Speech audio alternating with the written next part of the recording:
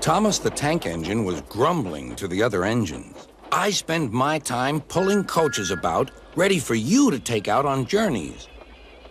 The other engines laughed. Why can't I pull passenger trains too? You're too impatient, they said. You'd be sure to leave something behind. Rubbish, said Thomas. I'll show you. One night, he and Henry were alone. Henry was ill. The men worked hard, but he didn't get better.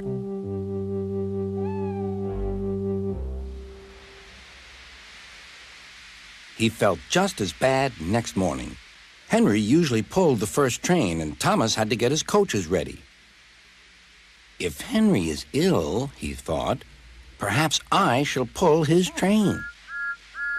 Thomas ran to find the coaches. Come along, he fussed. There's plenty of time, they grumbled. Thomas took them to the platform and wanted to run round in front at once. But his driver wouldn't let him. Don't be impatient, Thomas. Thomas waited and waited. The people got in. The conductor and station master walked up and down. The porter banged the doors, and still Henry didn't come. Thomas got more and more excited. Sir Topham Hatt came to see what was the matter, and the conductor and station master told him about Henry. Find another engine, he ordered. There's only Thomas, they said. You'll have to do it then, Thomas. Be quick now.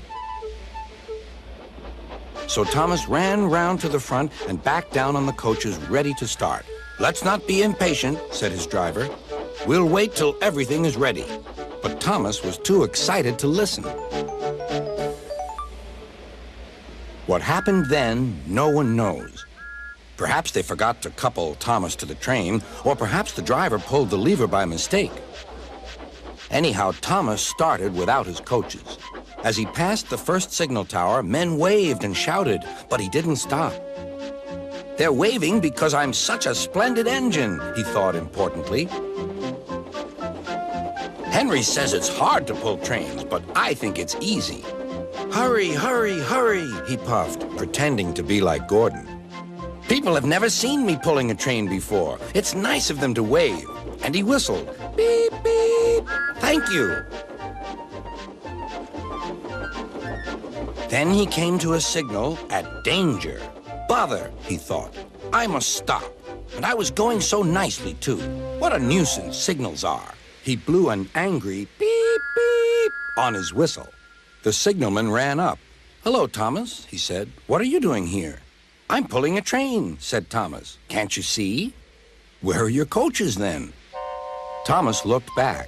Why, bless me, he said, if we haven't left them behind. Yes, said the signalman. You'd better go back quickly and fetch them. Poor Thomas was so sad he nearly cried. Cheer up, said his driver. Let's go back quickly and try again.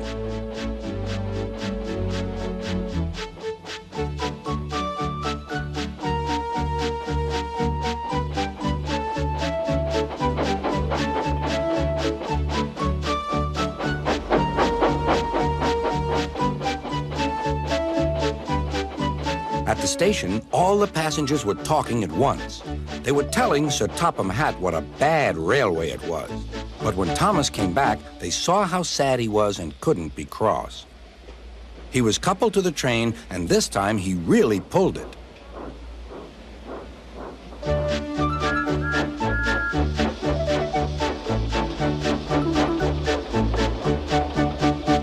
Afterwards, the other engines laughed at Thomas and said, Look, there's Thomas, who wanted to pull a train, but forgot about the coaches.